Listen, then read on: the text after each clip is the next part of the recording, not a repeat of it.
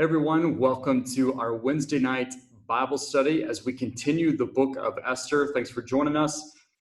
If you're watching on Facebook, go ahead and share this, leave us a comment, let us know that you're watching with us. But do share it so that way your friends, families, other church members can see it and join in with us. If you're watching on YouTube, go ahead and comment, let us know you're there. But engage with me tonight. And if you have any prayer requests, leave them in the comments section. If it's something a little bit more personal that you don't want shared with the public, send us a private message, call us. We'd love to pray for you. We'd love to praise God with you, something that he might be doing in your life. But we're going to go ahead and get started, and I'm actually going to share a few announcements before we get started. But I'm also going to share my screen here, so you should be seeing my screen. And again, just welcome. And this is a big announcement. Concrete and Cranes, our VBS is quickly approaching. It is virtual this year, but it's still going to be an exciting week. And it's July 13th through the 17th, I believe, or the 16th, something like that. But it starts July 13th. And you can go to our website, og.church, and sign up that way. But make sure you sign up as soon as possible. Misty and some of the other children leaders have been preparing bags to be able to pass out to you next week or for you to pick up, but we will be distributing those next week. So make sure you get signed up, have your kids' friends get signed up, the neighborhood kids, have them get signed up. We'd love to have your children be a part of this. They don't want to miss out. So visit og.church to sign up for our virtual VBS that's quickly approaching. Also, if you're not in our text alert system, make sure you text #OakGrove to the number 22300. This will get you added into that system where we send out announcements, reminders, anything like that. So I encourage you to do that if you haven't already.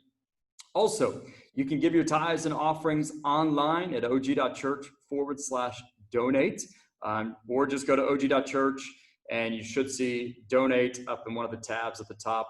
And you can give one time, you can have it set up to where it reoccurs every month or every week, something like that. But we thank you for your faithful giving, especially during this season. God has been faithful to us, excited about the future, but I encourage you to continue to faithfully give during this season. Another way that you can give is to text the word GIVE, give, to the number 918-300-4330, like what you see on your screen. And this is just an easier way for you to give through text message and just follow the prompts there. But if you need anything, you need help with groceries, you need help with utilities, or something's happened because you've lost a job or hours have been cut, something like that, please let us know. We'd love to help you, serve you in any way that we can. Or if you know somebody inside the church, outside the church, who is facing very difficult times, please let us know. We'd love to serve and help in any way that we can. Also, this Sunday, we continue inside worship at 10 a.m. That time is going to remain, at least for now, at 10 a.m. A lot of the adult Sunday school classes have begun to meet either at 8:30. Most of them are at 9 a.m. If your class is not meeting and you'd love to go to a class or join a class, just show up and we will direct you to a class that might fit you, or give us a call and we can walk you through that. We are still looking at when we're going to start with extended care during our services and also children's Sunday school. And we're still in the planning stages of that. And we're going to be offering something here soon to where you can sign up to help with extended care. And whether you've helped before or not, we're going to encourage you to re-sign up or sign up for the very first time to let us know, yeah, I'd love to help during the worship service with watching kids.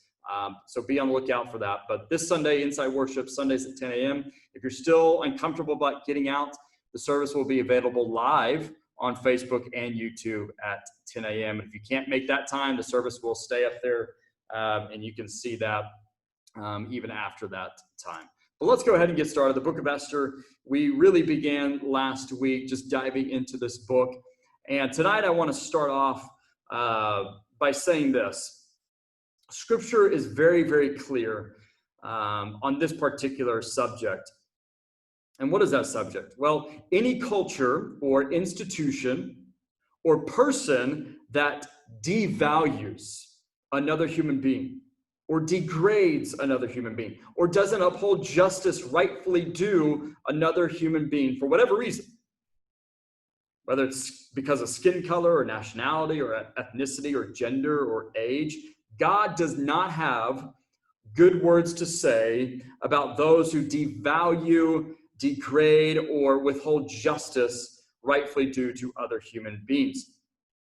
He doesn't have any good words to say throughout his word, nor is a good outcome to be expected by those cultures and institutions and persons that hold such attitudes or dispositions.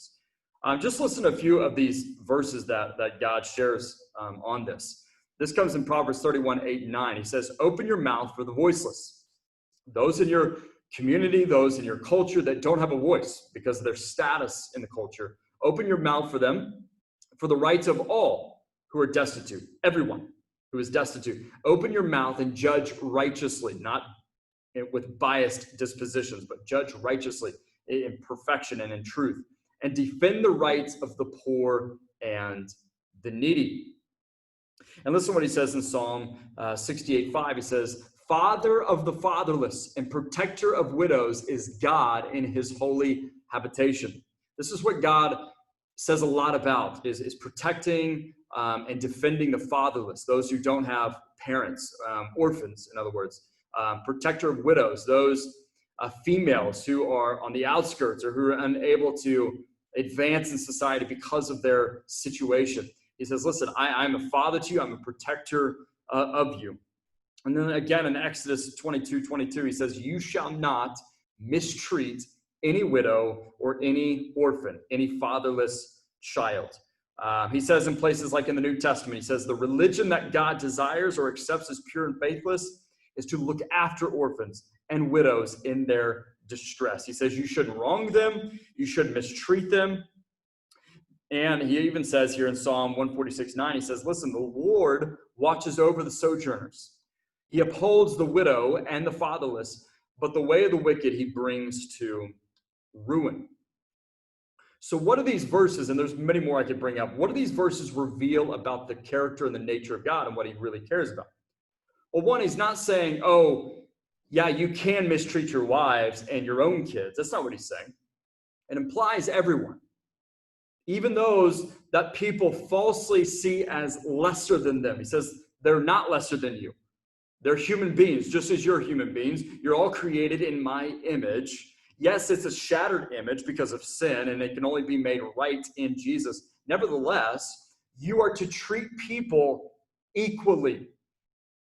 Whether they are from a different nationality, whether they are an orphan, whether they are a widow, regardless of their skin tone, regardless of their status in society, regardless of their gender, you are to treat people equally. As Jesus said, treat people as you would like them to treat you. And if you do not do this, if you instead devalue other human beings or degrade them or do not give them justice when justice is due them, and you have the power to give them justice. When you withhold that justice from them, he says, I'm coming for you. They will cry out to me, and I will come for you. This is why he says, the wicked I will bring to ruin. And the reason I bring this up is because this, in essence, is what we see with the Persian Empire at the time of Esther. The Persian Empire had a female problem. More specifically, the male leadership in the Persian Empire had a female problem. They did not see females as equals.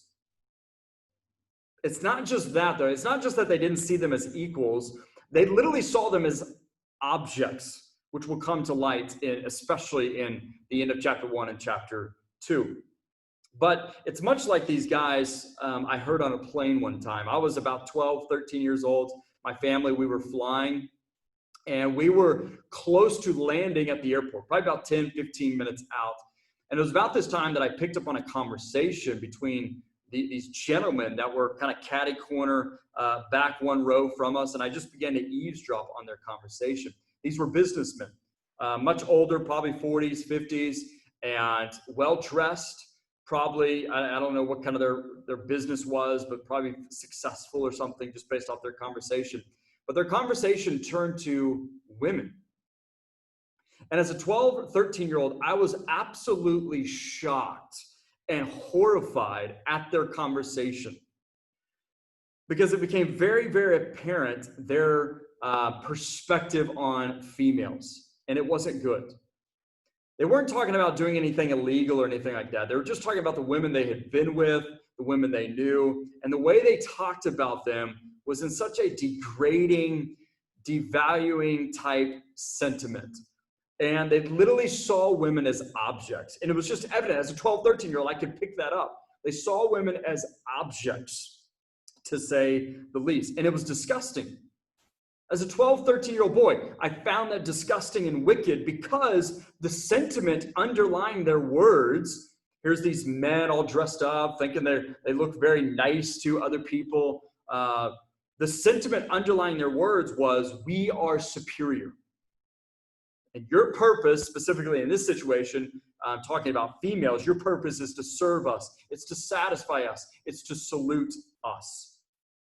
And that disposition towards females or towards any other human being, regardless of the reasoning, is wicked and it's disgusting, and God hates it. But this is the type of sentiment that is coursing through the male leadership of the Persian Empire at the time of Esther. And knowing that, God, in brilliant irony, and the author brings that to light in the book of Esther, God, in brilliant irony, is about to use a sojourner. He's about to use an orphan. And he's about to use a female, a woman, living in a foreign culture that devalues women and whose parents have died. He's going to use her to challenge and overturn the male leadership of the Persian Empire. Or through her, he's going to challenge and overturn the male leadership of the Persian Empire. Through an event that is orchestrated by the male leadership and in which the male leadership thinks is a sign of empowerment. An event that they believe will rightfully show where women belong, not just in the culture, but in the world.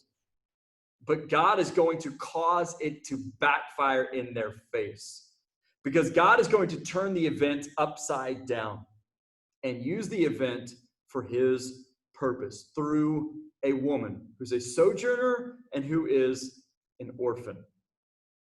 So let's just recap really quick before we look at that. And we've seen that there's these four main characters in this book. You have Esther. Esther, again, she is a female. She's a Jewish woman. She is an orphan. Her parents have died. And she is a sojourner. She's living in a land not her own. This is during the time of the exile where the Israelites have been scattered because of the Babylonian captivity. Now, some of them, when the Persian Empire took over Babylon, were able to go back into Jerusalem, but not most of them weren't. Most of them stayed in exile. Esther is one of many Jewish people that had to stay in exile. So she's in a land not her own, under the rule of the Persian Empire. And she's a female in a culture that devalues women. And she is an orphan. But this brings us to Mordecai. Mordecai is a cousin to Esther. He's an older cousin. And Mordecai takes in Esther under his wings, and basically he adopts her as his own daughter. Now, Mordecai is a Jewish man. His family was also among those who were exiled into Babylon during that whole time. And Mordecai, as we've seen, is a descendant of Kish, who was Saul's dad. Saul, talking about the first king of Israel, when Israel began to have kings. So Mordecai is descendant of Kish, who was Saul's dad. And that's important. Keep that in the back of your mind. Another key character is King Xerxes. Xerxes is the king over the entire Persian world. And as we'll see in a moment, the Persian Empire basically stretched the entire known world at the time. And so King Xerxes is like the highest one there possibly is. He's all about honor and respect and authority and power. But there's irony all in that, because everything Xerxes does, his lifestyle doesn't really convict his people to want to honor and respect him. And many people are challenging his authority.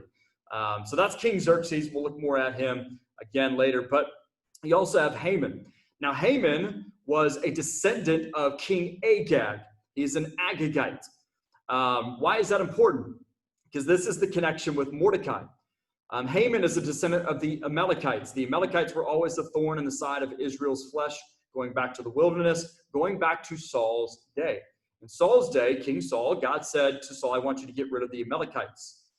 And so Saul sets out to do just that, but he doesn't do that. He gets rid of some of them, but not all of them. And one of the ones he saves is King Agag, who is Haman's descendant or relative or ancestor. Not his descendant, but his relative, his ancestor.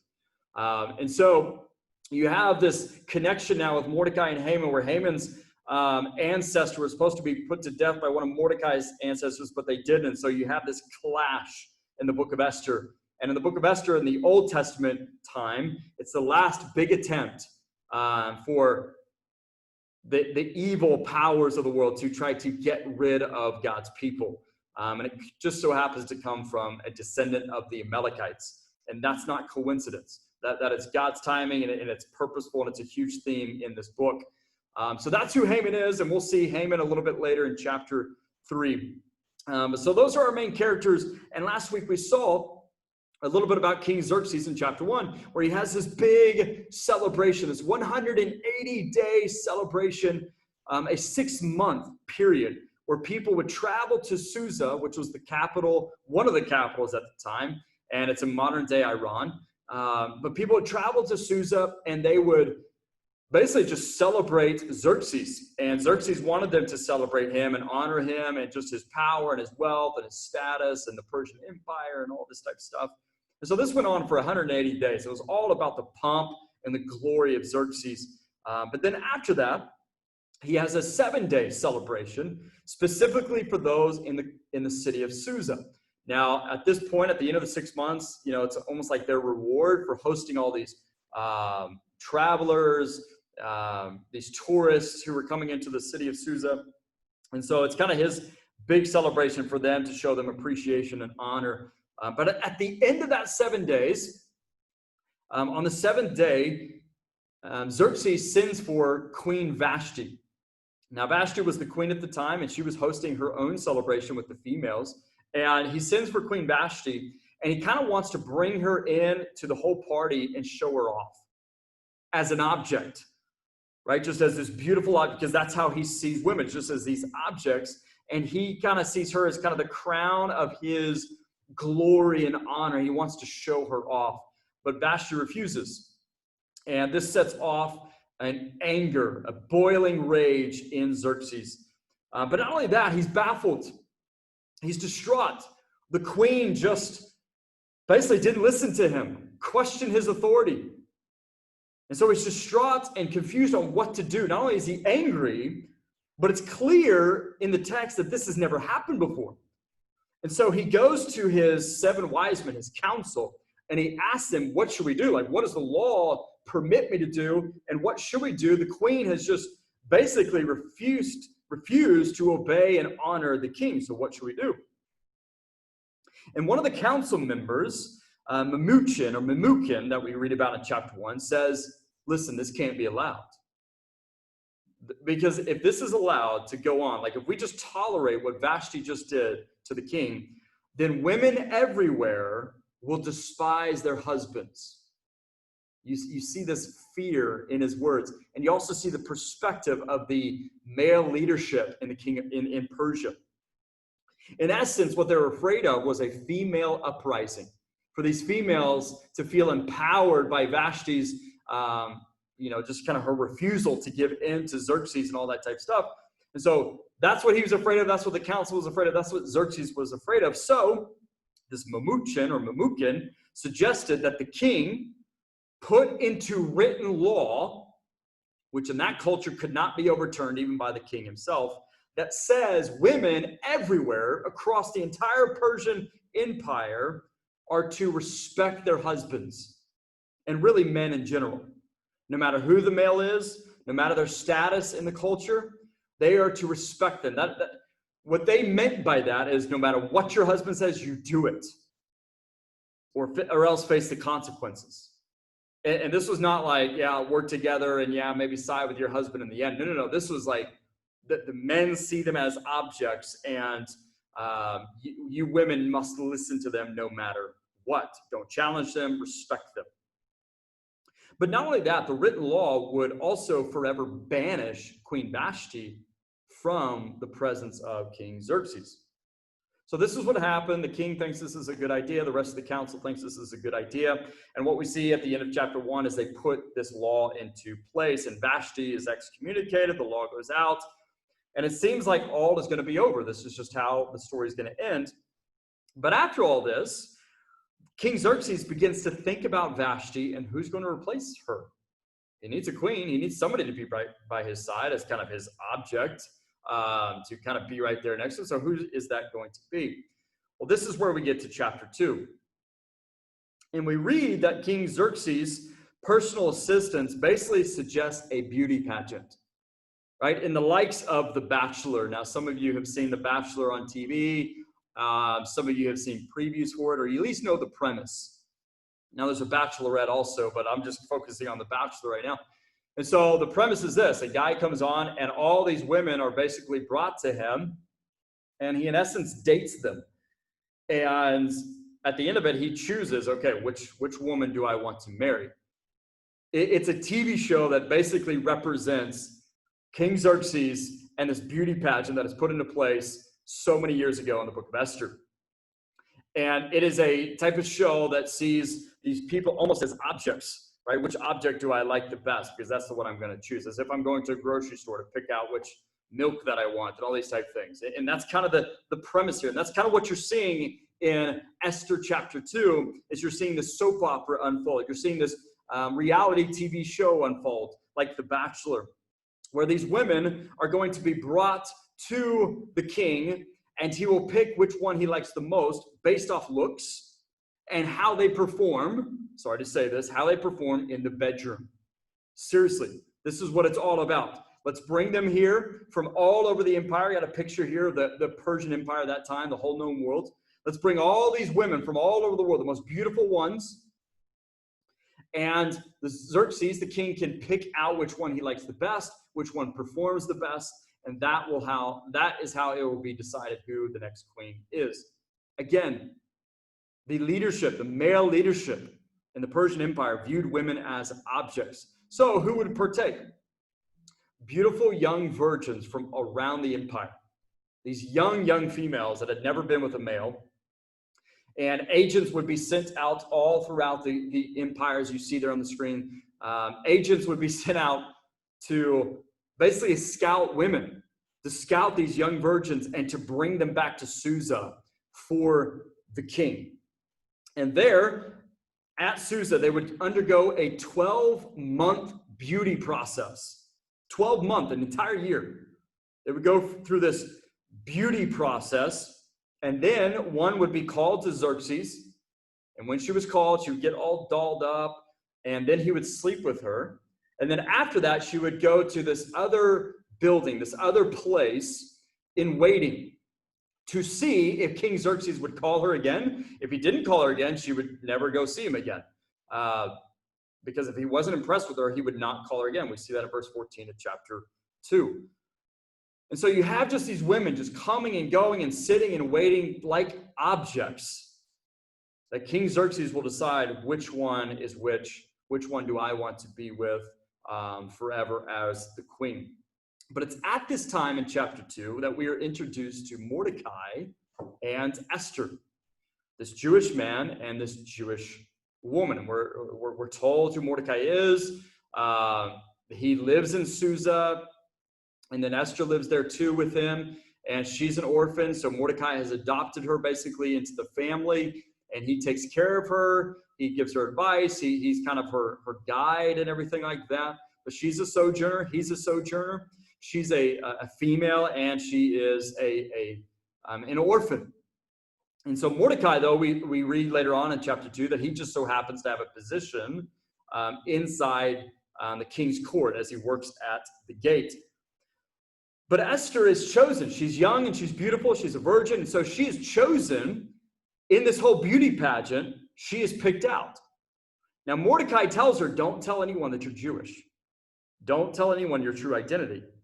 And his thinking probably is that that's going to hurt your chances, or you're going to stick out, and who knows what's going to happen to you or to me. And so if we want things to go well for you, just keep that a secret between you and me, that you're Jewish. And this would continue. Mordecai would continue to advise her on that even after she becomes queen, to keep that a secret. But the reader will notice that Mordecai just so happens to have a job that places him in a position where, one, he could continue to advise and look after Esther once she's chosen for this beauty pageant and then becomes queen. But also, two, so that he could overhear a conspiracy at the end of chapter 2, which will eventually save his life, and much bigger things than that. So remember, the author doesn't mention God at all in the book of Esther. Never once is God mentioned in this book, but that's intentional. The author is trying to get you and I to ask, the reader to ask, how is God at work in this?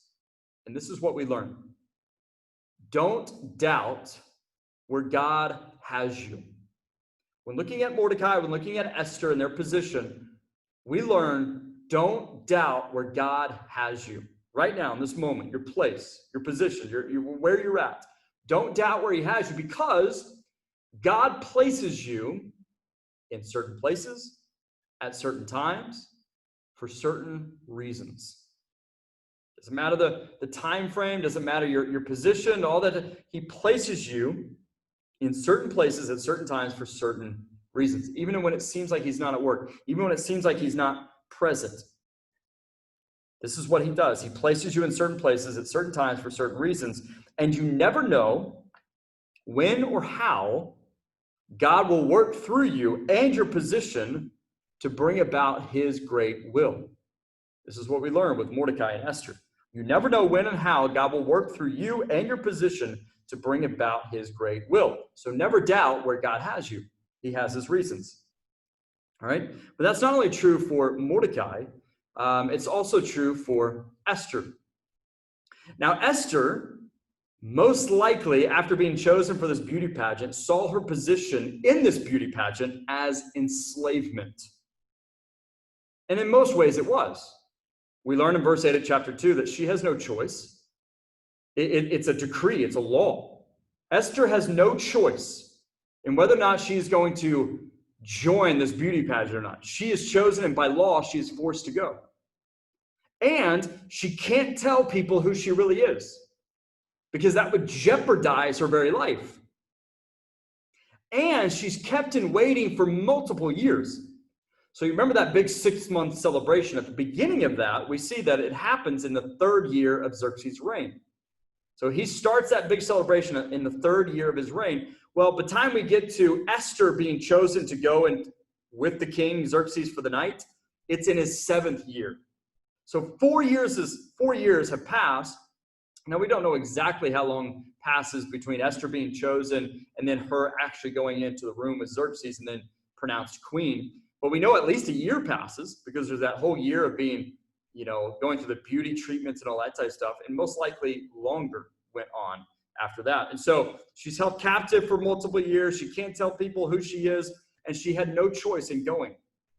But there's irony in all of this, in that God had specifically placed Esther in this position at this time for a specific reason, that through Esther, God would bring about the salvation of many. Through this sojourner, through this orphan, through this female, through her, God would bring about the salvation of many. And this is the irony. So you had the irony of Xerxes' beauty pageant in general, right? The whole event, the whole beauty pageant event is built on this foundation that is full of fear that all women should not challenge their husbands, or any male for that matter. Yet it's in this pageant that Xerxes is going to choose Esther, who will eventually challenge his authority. But another irony is that God is going to work through Esther, again, a female, an orphan, a sojourner, who is full of bravery and courage, and he's going to work through her position to save and to establish his people with honor and respect and authority. So skip to chapter 8, verse 15 through 17. Listen to what we read. This is after Esther stands up. This is after the whole nation of Israel is saved. All the Jews are saved. Mordecai left the king's present, King Xerxes' present, wearing the royal robe of blue and white, the great crown of gold, and an outer cloak of fine linen and purple. And the people of Susa celebrated the new decree. And the Jews were filled with joy and gladness and were honored everywhere throughout the world. Verse 17, and in every province and city, wherever the king's decree arrived, the Jews rejoiced and they had a great celebration, and they declared a public festival and holiday. That's Purim that we've looked at and that Jews still celebrate today. We'll look more at it later. But many of the people of the land became Jews themselves. Many of the Persians became Jews themselves, for they feared what the Jews might do to them. So again, and this is what we're building up to, God is, through Esther, is going to save and establish the nation of Israel in a land not their own. He's going to bring honor, respect, and authority to them. And this is the irony that's building up, that's unfolding with this beauty pageant, that's unfolding with Xerxes' mentality and all that type stuff, and as Haman rises to power in chapter 3. But Esther should remind you of somebody else in the Old Testament. Esther should remind you of Joseph. You remember Abraham had Isaac, Isaac had Jacob, Jacob had all these sons, these 12 sons. One of them was Joseph. Jacob loved Joseph. And Joseph was hated by his brothers. And so what did they do? They betrayed him. They degraded him. They devalued him. They sought to destroy him. And so they had him sold into slavery, and it got the whole ball rolling there, and they basically thought they'd gotten rid of him. But God used their evil acts. God used their evil intent to bring about the saving of many lives. And we read that at the end of Genesis. See, God, through Joseph, saved and established his people in a land not their own with respect and honor and authority. Again, this is just like Esther. We see this attempt to degrade and devalue women early on in the book of Esther, and then eventually to destroy God's people. But God, through Esther and her position, God elevates women to equal status. He elevates sojourners to equal status, orphans to equal status. And he uses, or through Esther, he saves God's people. He saves his people from the hands of the enemy. And they are then established with honor, respect, and authority. Listen, all of this, the book of Esther, the entire Old Testament, it points to Jesus. But specifically the book of Esther, it points to John chapter 11, verse 49 through 52. I don't have those words on the screen, but let me just pull those up for you really quick. Let me get my Bible out. This is a fascinating passage. John chapter 11, verse 49 through 52.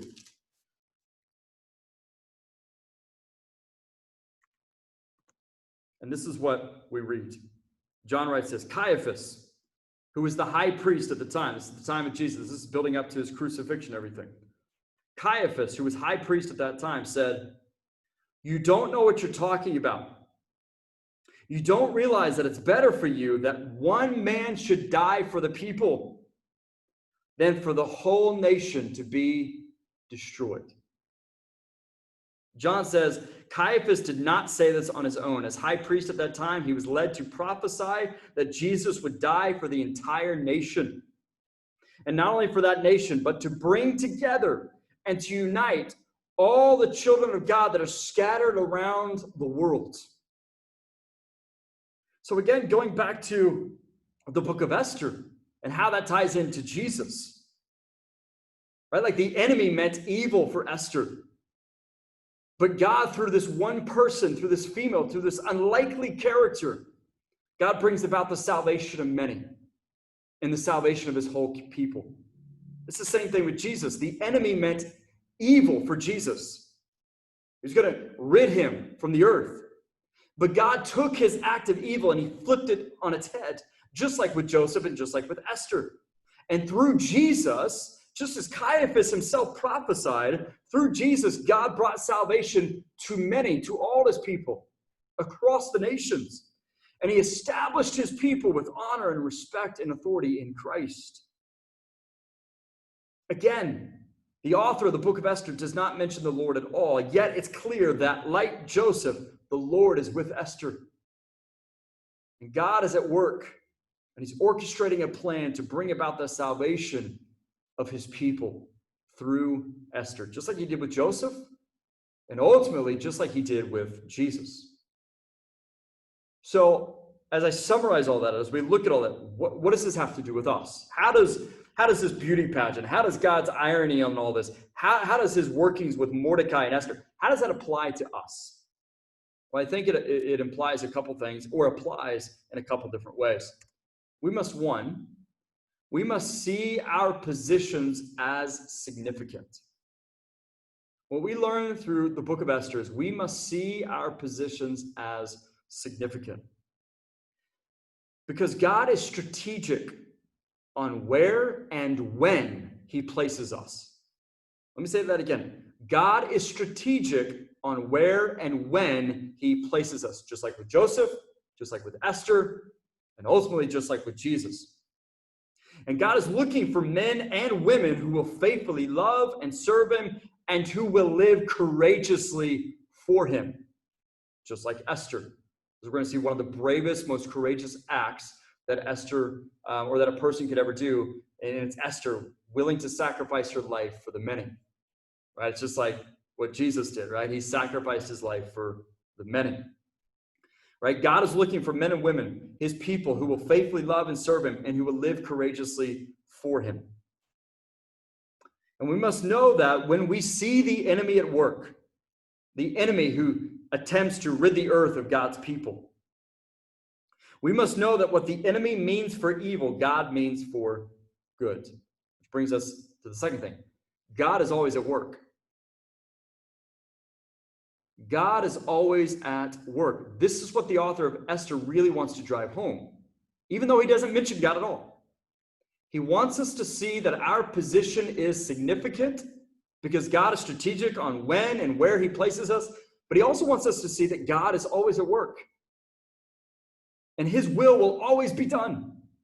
No matter what it seems like in the world, no matter what it seems like is unfolding in this country, in that country, or with our leadership, or with that, or this city or that city, God is always at work. God is always in control. And God is always strategic on where and when he places us. He's just looking for men and women who will faithfully love and serve him and who will live courageously for him. Which brings us to number 3. We must be ready. We must be ready. You never know when such a time as this will enter your situation. Right? The famous words that we're going to read, Mordecai tell Esther, hey, how do you know this isn't why you became queen for such a time as this, for this moment right here? To risk your life, to challenge the authority, to save your people. We never know when that such a time as this will enter our situation. So what we have to do is we have to see our position as significant. We have to understand that God is always at work, and thus we always must be ready. So love him, serve him, live courageously for him. And always be looking at how God is at work. And always trust him, knowing that he is at work and that his will be done. Let's pray. Father, we come to you right now. God, we thank you for this time to gather. We thank you for this time to look at your word. God, there's so much you teach us through the book of Esther. There's so much there, so much to unpack. God, I pray that we would see that our positions, where and when, is significant. You have strategically placed us right here where we're at this particular time for a purpose, to work and act through us. And so God, may we understand that you're always at work. So may we always be serving and loving you. May we always be living courageously for you. May we always be ready for such a time as this. So that through us, you might do something big, grand, that you might change the culture, that you might change a generation, that you might usher in something new and spectacular for your glory and your purpose. God, may we trust you. May we live for you. May we always understand that even when it seems like you're not present or at work. You are. You're always present. You're always work, and you're always in control. So may we live for you, serve you, and live courageously for you. For your glory and praise. In Jesus' name I pray. Amen. I thank you all for joining us tonight. Hope you have a wonderful evening. We'll see you this Sunday at 11 or at 10 o'clock inside the building or online. But don't forget, right now, if you haven't done it already, sign your kids up for the virtual BBS that begins July 13th. Just go to og.church and do that right there. Invite your kids' friends, invite your neighborhood kids. We'd love to have them join us. We'll see you guys later. Have a wonderful evening.